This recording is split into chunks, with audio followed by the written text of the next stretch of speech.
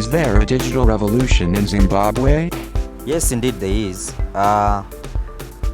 There are some people that may be in denial about this reality, but there is a revolution taking place with regards the reconfiguration of the way we speak, the reconfiguration of the way we have been communicating. There is modernization of the traditional means. We have seen almost every mainstream media now also capitalizing on the ICT tools to disseminate and diffuse information to various publics in this country. We have seen also a network of publics within this space, the digital space, where various groupings of Zimbabweans are communicating and debating not only trivial issues, but all issues that affect their lives. So there is digital revolution. There is a revolution that is impacting on the way we communicate, on the way we are interacting in this country.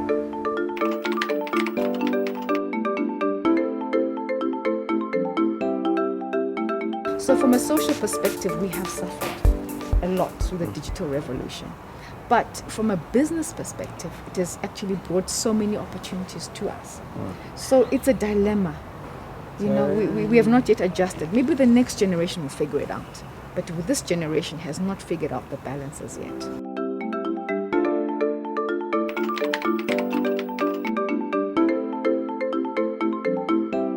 In our Zimbabwean scenario, ICT is one of the pillars of our economic blueprint, which is ZIMASET, the Zimbabwe Agenda for Sustainable Socio-Economic Transformation. Ladies and gentlemen, talk about the formation of an ICT policy framework should be a thing of the past. If you recall last year, during our eTech Africa conference, we deliberated on the finalization of this policy framework.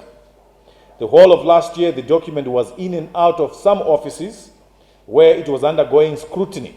And I'm happy to announce to you today that the document is now past the working party and now before the Committee of Ministers of Cabinet. Other subsector policies and legislation that are awaiting approval of the policy framework are already at an advanced stage of approval, and these include the National Cybersecurity Policy and the cybersecurity-related bills covering data protection, cybercrime, and cybersecurity, e-transaction, and e-commerce. I think you will agree with me, ladies and gentlemen, that these pieces of legislation, which obviously come after the policy has been approved, are critical.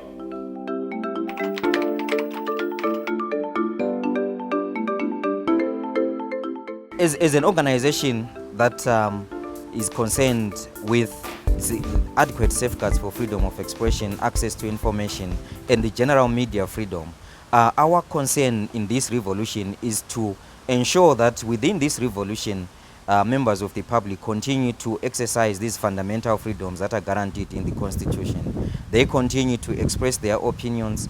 They continue to propagate their views using the spaces that are provided by this revolution. So we are witnessing a situation where rather than wait for a mediated dialogue, which is often the case with the traditional means of communication, citizens themselves are dialoguing among themselves. There's no gatekeeping.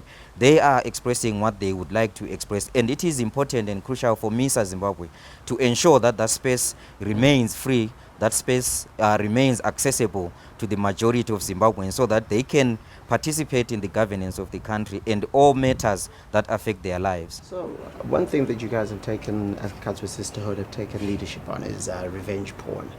Yes, that's an issue. That's a big issue. We've actually had a lot of women come through and say, you know, my ex-lover is threatening me. We have had pictures of, you know, the two of us taken in the nude in our own private moments, and it was, you know, a purely private matter. But my ex-lover, for example, is now threatening me, threatening to take those images into the, you know, public arena because, you know, there's a disagreement.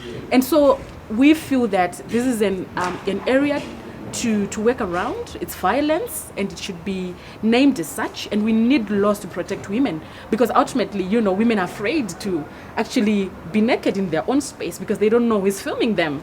And they also know that the next thing that might happen is, you know, have that footage, those images, that film footage taken into they might find themselves on Facebook.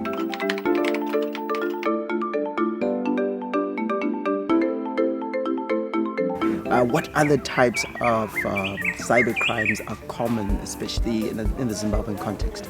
We've got our rules and regulations that are supposed to protect people from mobile money fraud. We have to have proof of res, but when I'm staying in the rural areas, my proof of res is not as accurate as someone who's staying in the urban centers. So you find people using addresses of like say 50 kilometers away from Hawaii, something like that. Then that has to be acceptable because you have to allow that person to register. And so our mobile money transactions, I use the example EcoCash because it's the most popular, are falling prey to these people. And when they go to report, it's difficult to trace, the fraudsters because the address is very vague.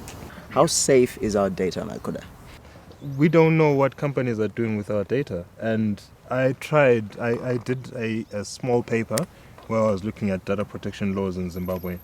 And as part of that paper, I tried to contact Econet, which is my provider. I tried to contact my bank, where I bank, and none of the people I spoke to there could actually forward me a copy of their data protection policy. So we are blindly handing our data over to companies. How are users at risk to themselves? Why I mention that is, for example, how much people share about themselves freely, and how are they contributing towards harming themselves? Yeah, if you're going to be posting every time on Facebook that I'm at Borodo, I'm at work, I'm like eating that. this. Yes, I'm meeting so and so. A person begins to know where you are, and really, if they want to steal from you, they know when you're not at your home, when you're at Ora Tambo Airport. Many people would like to. I know many people like to take that. We out here. Yes, Selfies.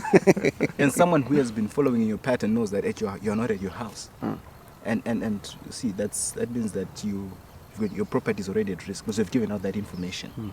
And to make it worse, whilst there's process to do this legislation and to protect people, I don't think our police and our different arms, different channels know what's happening. When you get into a police station and they're still using a typewriter, if I'm going to go and say that my data has been stolen, No idea.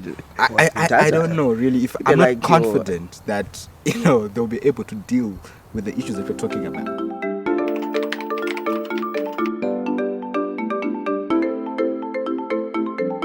The right to privacy, like any other right, has a place where it has to be limited for the sake of other people that we stay with, as well as for bigger aims like national security.